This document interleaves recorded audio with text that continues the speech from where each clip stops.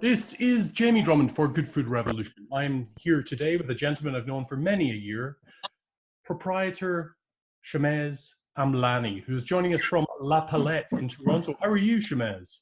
Hey, fantastic. How about you? I am not so bad, not so bad. Now, let's get into the meat of this interview. How has the pandemic impacted you, and how have you gone through the reopening of your establishments? Well, obviously, 20 people suddenly got put out of work. I've run La Palette for, if we make it to November, it'll be 20 years. We opened a new place. I don't know if you know this, Jamie, 2 years ago, which is an Eastern European tavern and a live music venue. Yeah. That place is an infant, so obviously it's struggling a little bit more. At La Palette, we had a little bit more durability. We've been through a couple of crazy times before, nothing like this, of course. So, what happened is, as it's a family business, it's myself and my wife Maria that opened the place. It got pared down to just the two of us. We turned it into a wine shop. You can see our bar top. Oh, yes.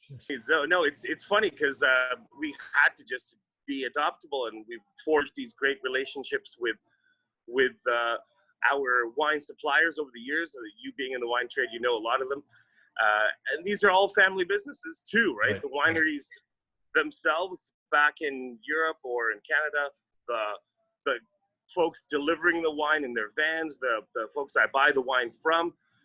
So our public and all sorts of new faces as well, we're happy to come through these doors and support us by buying great wine, things you could never find at the LCBO. So that was the silver lining. Now the province says they're going to let us do this till December 31st. We're going to fight to have it stick around.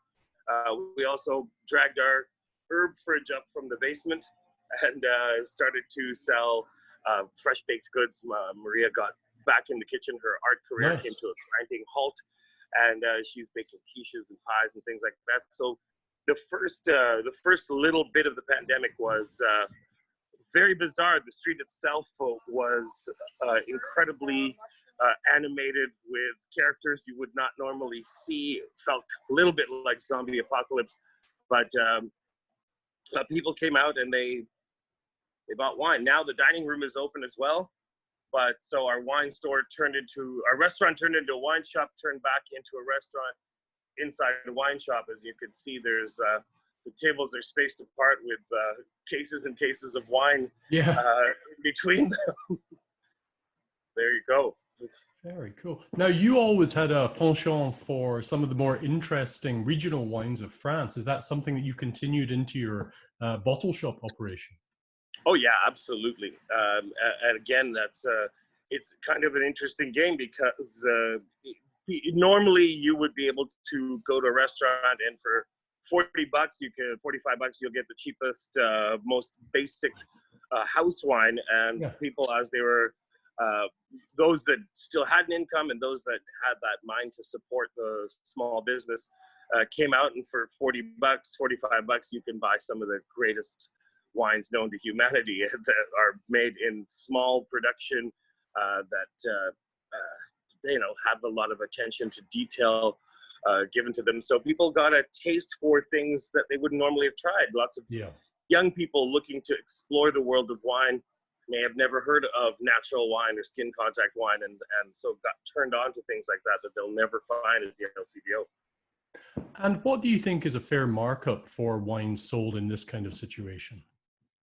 Well, obviously it's not restaurant prices, but if you make on the cheaper stuff, if you make $10 a bottle, and on the higher end stuff you're making $20 a bottle, that's fine. Between that and rent relief and wage subsidy, we've managed to tread more than just tread water, but pay the bills and re-employ people. So members of the team have come back one by one as they finished isolating or dealing with their personal situations. Those that were able to or wanted to came back to work for us. Maybe not as many hours as they used to, but we found that the team's on board. You can see today, it's Monday afternoon. Now that the new legislation has come in where we have to close early, we're now open early as well. So we've got to keep on remaining a moving target as we move forward. Now, you mentioned this idea of being able to sell bottles from the front of your establishment. That ends on the 31st of December. It's going to be very difficult to put that genie back into the bottle because the public have seen what it's like when private wine stores are a reality. And we haven't had any crazy riots on the street yet because of that, have we?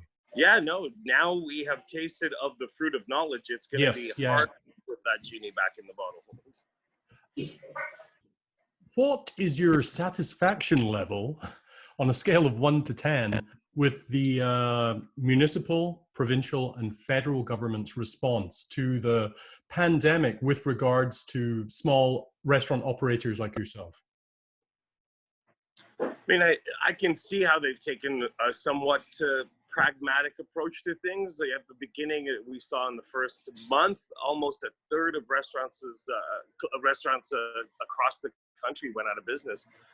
I feel like that was a little bit intentional because there's no point in trying to save everybody on the boat. They waited until the sick died off, and then whoever was healthy enough to make it through, they put out the life rafts because they only had so many. I suppose it's very pragmatic. It's terrifying and sad, but at the same time, like I wish there was a little bit more transparency. I think they've done a great job. We single-handedly, between our two businesses, our rent was 40 grand a month, so 12 for La Palette, 28 for Drom. But that became 10 grand a month. So do the math. That alone saved one of them for sure so far. But the lack of transparency is a little bit frustrating. You know, on September 1st, when they said there's no more rent relief, we paid our rent in both places in full. And then on September 8th, they said, actually, we will extend it a month. So when there isn't that transparency, it's a little frustrating. The provincial announcement on Friday saying close at midnight starts now. You know, if we had had a chance to retool things a couple of more days in advance, we could have started opening earlier, figured out how to staff the place, that sort of thing. So I understand they don't a little bit know what they're doing, really. None of us do. But I'd say overall, I'm quite satisfied. I am also sick and tired of the stress and the worry of it all, because that's actually more people are dying from suicide than the pandemic now. So you just got to sort of forget about it, take it one day at a time. Today, the sun still shines. We've had gorgeous weather. But there's dark days ahead, literally, as the darkness creeps in. It doesn't matter how many stupid patio heaters you can put outside. No one's going to be eating a steak with their grandma in 10 degrees. So as that cooler weather creeps in and we lose that outdoor space, as people once again go into a state of attrition where they don't know how much money they're going to be making, and they become a little bit more tight with their wallets, like, I really don't know what will become of us all. If the fight to keep the bottle shop after December 31st fails and the dark days of January creep in, it's not going to be pretty. It was not fun having a pandemic at the onset of summer, but it's going to be much worse to see a second wave at the onset of winter. So everyone's really fearful and worried, and we're not sure. It would be nice if the government was a little bit more transparent with what their plans are. I know they'd put aside $3 billion for rent relief, and they got through about one of it before pulling the plug. Not sure what their plans are, if they're going to wait for a second wave of restaurants to die off before they extend benefits to those that are left. I really feel like the cards are stacked in favor of some of the fail-proof big guys, and I'm always fighting for small business. And so it's a little bit frustrating just not having a transparent game plan, because if you tell us, hey, listen, this is what it's going to look like, this is what's going to happen, then you have an opportunity perhaps to sort of cut your losses and hibernate for a year or two and come out with at least a few nuts left in the hole in the tree. But to keep on throwing your life savings in false hopes of survival, and only the landlords end up with all the money, then it's kind of crazy too, right? Have you had a decent relationship with your landlords regarding your two locations? Absolutely. You know, Right. at first it looked like they weren't going to participate. When the reality actually hit, that you may lose your tenant and have nobody, Yeah. because Yeah. there can only be so many dispensaries in our city. Yeah. Then, that when that reality hit, I did have to do a little nudging and hand holding, but at the end of the day, both landlords were very reasonable, and whether they actually applied for rent relief or just said they did and took the 25% Right. of rent instead, I really don't know, because I'm surprised I didn't see more requests for paperwork from my end of things. Um, Right. Right. because as you know, Interesting. the rent relief program goes through the landlords. So I have two very different landlords. Won't say too much, but they're both the landlord is the silent partner in any small business like this where you don't own the property. And I feel that we are quite blessed to have the landlords that we have. So, you know, there's no slight going on there.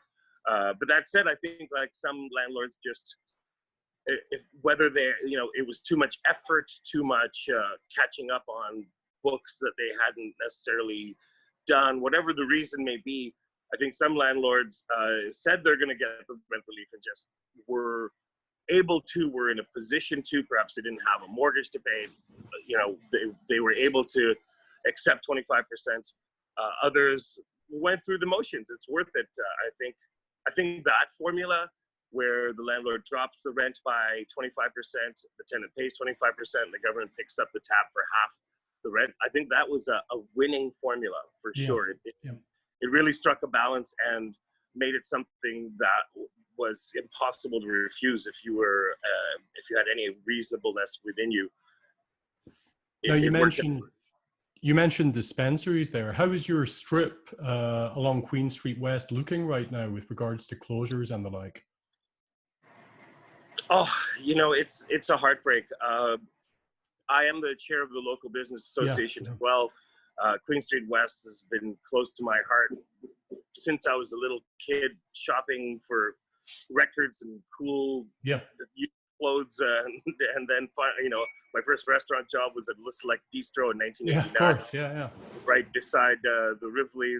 Le Select was on Queen West, and you know, it's so close to my heart, and it's already before the pandemic been heartbreaking to see so many empty storefronts, to see these empty storefronts like not populated as they reopen with small businesses, quirky, fun, cool mom and pop places that actually are the lifeblood of downtown, are the culture of the Yeah. city. Yeah. Instead, when you see corporate chains, tourists don't come to Toronto. People don't come downtown for Popeyes and Loblaws. They come for all those cool places Yeah. that are steeped in culture and character. It was already pretty bad with that sort of corporate takeover of soulless, corporate, you know, crappy places churning out garbage, loveless food. Food, if you want to even call it that. It was already sad enough to see some of these storefronts close where there was no incentive for landlords to rent them out. The rents would stay incredibly high, and the government did nothing to sort of encourage landlords to rent them out.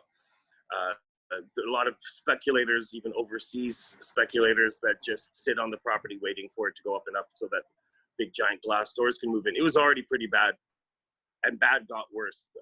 There are a lot of closures going on. There's a lot of boarded up storefronts, and I don't know what will become of them and of the culture of Queen Street. We're all fighting for it. Queen Street will stay cool for forever, but man, it's hard to create a climate where you see it flourishing again. I think we've got a lot of work cut out for us.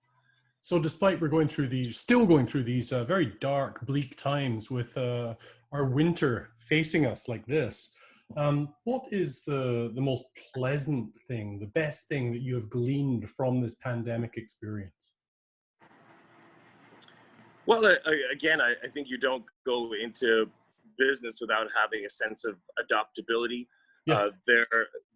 So for us, as challenging as it has been, imagine our new place, Drom Taberna. I wanted to make a place that was really of the people. There's only so much foie gras and fine wine one could serve, and the community of interesting, amazing, talented artists and musicians that we've gathered around us from Kensington Market, from our days there, and from having started Pedestrian Sundays, needed a home, needed a clubhouse. And I wanted to make a place that was a little bit more accessible to students, friendly on the wallet, but still with great food, and a place where strangers could meet, and people of all different ethnic and economic and age backgrounds could mingle in a place that they found to be comfortable.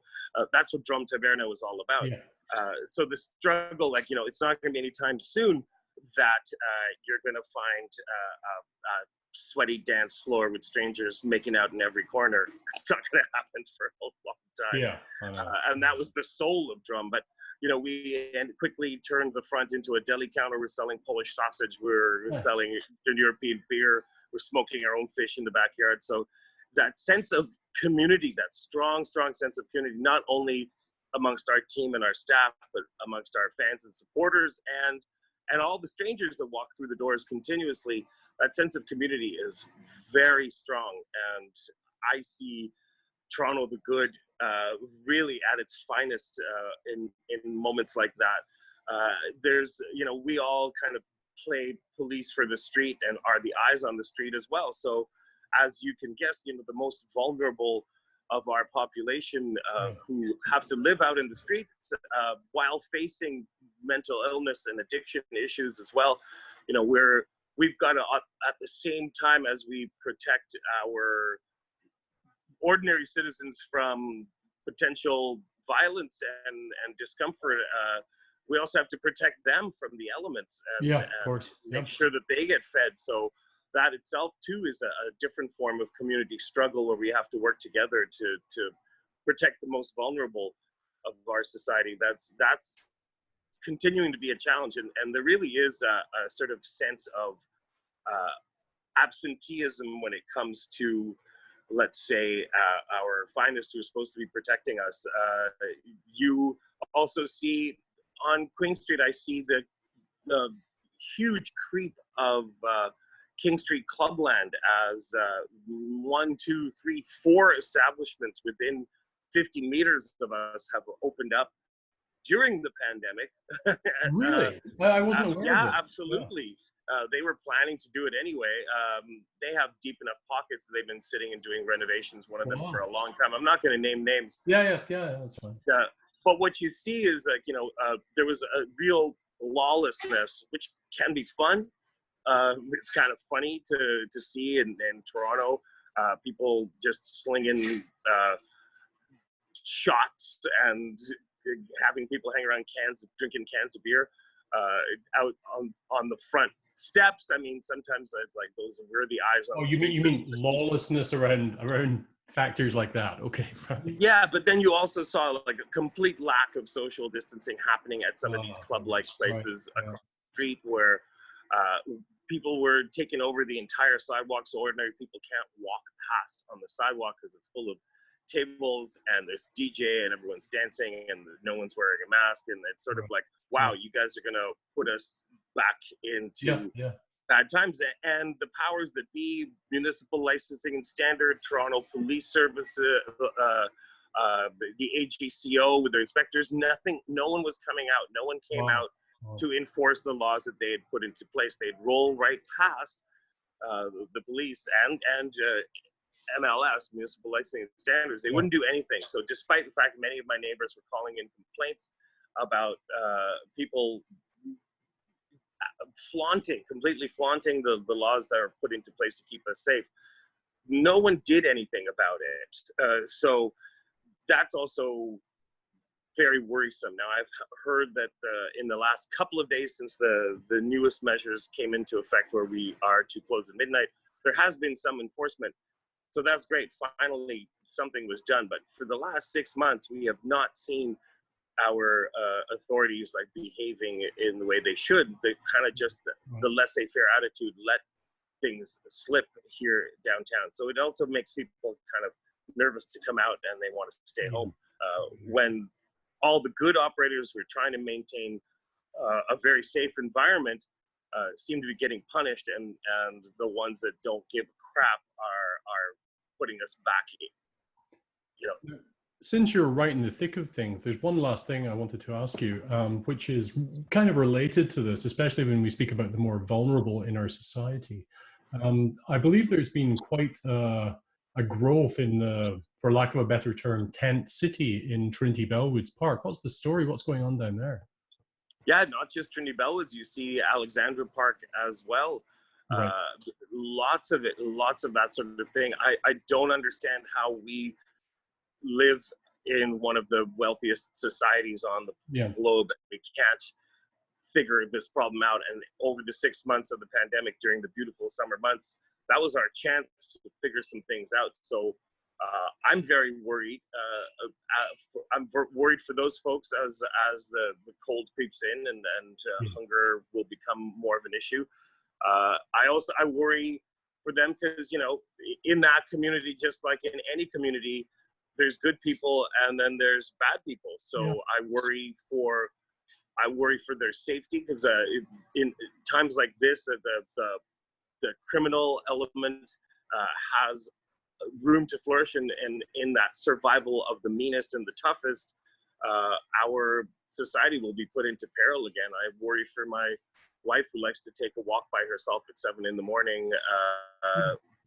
What's going to happen? You know, as the beginning part of this pandemic hit, as soon as it got dark, the streets were palpably unsafe, and I'm talking from the point of view of a 200-pound man who has worked as a bartender and bouncer for a quarter of a century. I felt like, I'm glad I've got my bike. I can get on and right away. There's a lot of criminal element out there, and a lot of situations where you fear for your physical safety. And I don't know what's going to happen. I don't see any of our levels of government actually responding in a meaningful way to this problem, which in itself is, and you know, it's in many ways it's bigger than the pandemic. It's always been there. It's always been there, but on a crowded street, you don't see the vulnerable. And now that most of the ordinary citizens, when they go home and hide, other people don't have a choice. They don't have a place to wash their hands or take a shower. And our society's not doing enough to take care of them. Well, you've given me a lot to think about today. That was I mean, I had my own thoughts about what was going on down in Toronto, but thank you very much for your time today. I really appreciate it, Shamez. Hey, Jamie, it's great to see you. Thank you for doing what you do continuously and endlessly. It's always refreshing and amazing to hear from you. Well, thank you very much. Bye for now.